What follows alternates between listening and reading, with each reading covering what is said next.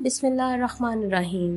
تمام سننے اور دیکھنے والوں کو فاطمہ وائس کی طرف سے خوش آمدید۔ دوستو، آج کا ہمارا موضوع ہے غزوہ تبوک۔ غزوہ تبوک کی تمام تفصیلات جاننے کے لیے ویڈیو کو بنا اسکپ کیے انت تک لازمی دیکھیے، اور اگر آپ میرے چینل پر نئے ہیں تو میرے چینل کو سبسکرائب بھی کر دیجیے تاکہ میری ہر نئی آنے والی ویڈیو آپ کے پاس بر وقت پہنچ سکے۔ دوستو، غزوہ تبوک مدینہ منورہ سے تقریباً 700 کلو کی مسافت پر دمشق کے راستے میں واقع ہے۔ اس غزوے کا نام تبوک اس لیے رکھا گیا کہ حضور نبی کرم صلی اللہ علیہ وآلہ وسلم نے چند صحابہ کو ایک چشمے سے پانی حاصل کرتے دیکھا تو فرمایا، تم تبوک پر اترے ہو، میں اس غزوے کا نام تبوک رکھتا ہوں۔ فتح مکہ کے 7 ماہ بعد ماہ رجب 9 ہجری میں غزوہ تبوک پیش آیا تھا۔ سورہ توبہ کی کچھ آیات غزوہ تبوک پر روانگی سے قبل، کچھ دوران سفر اور کچھ مدینہ کی واپسی کے بعد نازل ہوئی۔ یہ غزوہ مومنوں اور منافقوں کے درمیان کسوٹی ثابت ہوا۔ ابو عامر فاسق غزوہ الاحزاب کے بعد بھاگ کر قیصر روم کے پاس پہنچ گیا اور اسے مسلمانوں کی کمزوریوں سے فائدہ اٹھانے کے لیے اکسا رہا تھا۔ وہ فتح مکہ اور بنی حوازن کی شکست سے بہت پریشان تھا اور آدھی دنیا کا حکمران ہونے کا اسے بہت گھمنڈ تھا، اور مسلمانوں سے ٹکر لینے کی تیاریوں کی خبریں مسلسل مدینہ پہنچا رہا تھا۔ شام سے آئے ہوئے سوداگروں نے جب قیصر روم کی جنگی تیاریوں کی خبروں کی تصدیق کی تو حضور اقدس نے ضروری سمجھا کہ نہ تو رومیوں کو پہل کرنے کا موقع دیا جائے گا اور نہ ان کو عرب کی سرحدوں کے اندر داخل ہونے دیا جائے گا۔ اس سے پہلے کے غزوات میں صرف تیاری کا حکم نبوی ہوا کرتا تھا اور تفصیل نہیں بتائی جاتی تھی۔ غزوہ تبوک کے لیے مسلمانوں کو ذہنی طور پر تیار کرنے کے لیے نامساعد حالات اور منزل کی دوری کی پوری تفصیل بتا کر مومنوں کو دور دراز سفر کے لیے مناسب تیاری کا حکم دیا۔ اس وقت موسم انتہائی گرم اور عین فصل پکنے کے دن تھے۔ ایک طرف آپ صلی اللہ علیہ وآلہ وسلم مسلمانوں کو گھروں سے نکلنے کے لیے حکم فرما رہے تھے تو دوسری طرف منافقین ان کو گرمی کی شدت، دشوار گزار اور طویل سفر سے ڈرا کر ان کو روکنے کی کوشش کر رہے تھے۔ حضور صلی اللہ علیہ وآلہ وسلم نے اس مہم کی تیاری کے لیے مختلف قبائل سے بھی لشکر جمع کیے۔ مالی حیثیت کو مضبوط کرنے کے لیے صاحب ثروت صحابہ کرام رضی اللہ تعالیٰ عنہ کو عطیات جمع کرانے کی تلقین کرتے ہوئے فرمایا، دینی زندگی کا سرمایہ آخرت میں بہت کم ہے۔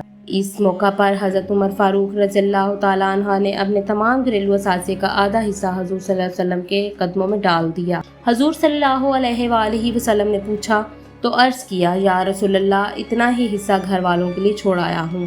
حضرت ابو بکر صدیق رضی اللہ تعالیٰ عنہ نے اپنا کل اثاثہ لا کر مسجد نبوی میں ڈھیر کر دیا۔ حضور صلی اللہ علیہ وآلہ وسلم نے پوچھا، کچھ گھر والوں کے لیے چھوڑا ہے؟ تو عرض کیا، یا رسول اللہ، اللہ اور اس کے رسول کا نام چھوڑا ہے۔ حضرت عبد الرحمن بن عوف، حضرت عباس رضی اللہ تعالیٰ عنہ، حضرت طلحہ، حضرت سعد بن عبادہ، محمد بن سلمہ اور حضرت عاصم بن عدی نے اپنی اپنی حیثیت کے مطابق اپنا اپنا حصہ پیش کیا۔ سب سے بڑا عطیہ حضرت عثمان غنی رضی اللہ تعالیٰ عنہ نے پیش کیا۔ دیکھتے ہی دیکھتے مسجد نبوی میں مال و زر اور اجناس خوردنی کے ڈھیر لگ گئے۔ خواتین نے بھی بڑھ چڑھ کر حصہ لیا اور اپنے زیورات عطیات کے طور پر پیش کیے۔ حضور صلی اللہ علیہ وآلہ وسلم نے ان عطیات سے مجاہدین کو ضروری جنگی اور دوسرا سامان خریدنے کی تلقین فرمائی۔ اس طویل اور دشوار گزار سفر کے پیش نظر لوگوں کو اپنے ساتھ زیادہ سے زیادہ جوتے رکھنے کی نصیحت فرمائی۔ 30,000 مجاہدین پر مشتمل یہ لشکر، جس میں 10,000 گھڑ سوار اور 12,000 شتر سوار بھی شامل تھے، ایک ایسی حکومت سے ٹکر لینے کے لیے جس کی طاقت کا لوہا آدھی دنیا مان چکی تھی، حضرت ابو بکر صدیق کی کمان میں مدینہ منورہ سے روانہ ہوا اور تقریباً 15 دن کی مسافت طے کر کے تبوک پہنچا۔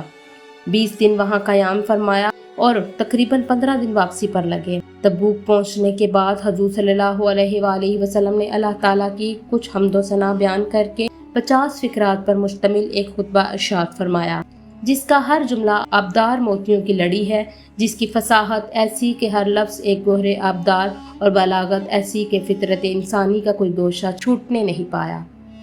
خطبہ کے آخر میں 3 مرتبہ استغفر اللہ فرمایا۔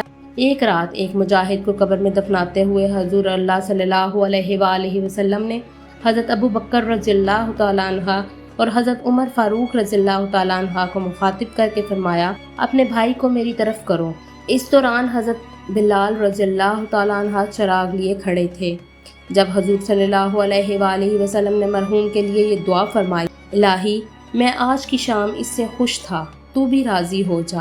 حضرت عبداللہ بن مسعود جو اس موقع پر موجود تھے کہا کاش اس لخت میں لٹایا جانے والا میں ہوتا۔ تبوک میں آپ صلی اللہ علیہ وآلہ وسلم نے تقریباً 20 دن دشمن کا انتظار کیا مگر کوئی مقابلے کے لیے نہ آیا۔ دراصل اتنے دشوار گزار راستوں میں 30,000 مجاہدین سمیت حضور صلی اللہ علیہ وآلہ وسلم کے ارض سرحدوں تک پہنچ جانے سے دشمن اس قدر مرعوب ہو گیا کہ اس طرف کا رخ کرنے کی ہمت ہی نہ ہو سکی اور وہ اس نتیجہ پر پہنچا کہ مسلمانوں کی کمزوریوں کی جو خبریں اس کو دی گئی تھیں وہ غلط تھیں۔ ایک مخبر کی اطلاع پر وہ نفسیاتی طور پر اس قدر متاثر ہوا کہ مسلمان ہونے کا ارادہ کر لیا۔ اس طرح نفسیاتی فتح سیاسی فتح میں تبدیل ہو گئے۔ آپ صلی اللہ علیہ وآلہ وسلم نے آس پاس کے حکمرانوں کے پاس اپنے قاصد بھیجے، بعض نے نذرانے بھیجے اور بعض نے جزیہ دینا منظور کر لیا۔ اہل اہلیہ کو ایمان نامہ عطا ہوا تھا۔ حضور صلی اللہ علیہ وسلم نے مختلف معاہدات کے ذریعے اسلامی مملکت کی شمالی سرحدوں کو مضبوط کر لیا۔ رومی اور نصرانی مقابلے کے لیے نہ آئے، ہر کل نے ہم سے حرکت نہ کی۔ چنانچہ 20 دن انتظار کرنے کے بعد آپ صلی اللہ علیہ وآلہ وسلم نے مجاہدین اور انصار سے مشورہ کیا کہ آگے بڑھنے چاہیے یا واپس مدینہ جانا چاہیے۔ صحابہ کرام رضی اللہ تعالیٰ عنہ نے عرض کیا جیسے آپ حکم کریں، ہم حاضر ہیں۔ حضور صلی اللہ علیہ وآلہ وسلم نے فرمایا اگر ایسا ہوتا تو آپ سے کیوں پوچھتا؟ صحابہ کرام نے عرض کیا کہ کیسر مسلمانوں کا مرعوب ہو چکا ہے، یہی وجہ ہے کہ وہ مقابلے کے لیے نہیں آیا، اس لیے آگے بڑھنے کی بجائے واپسی زیادہ بہتر ہے۔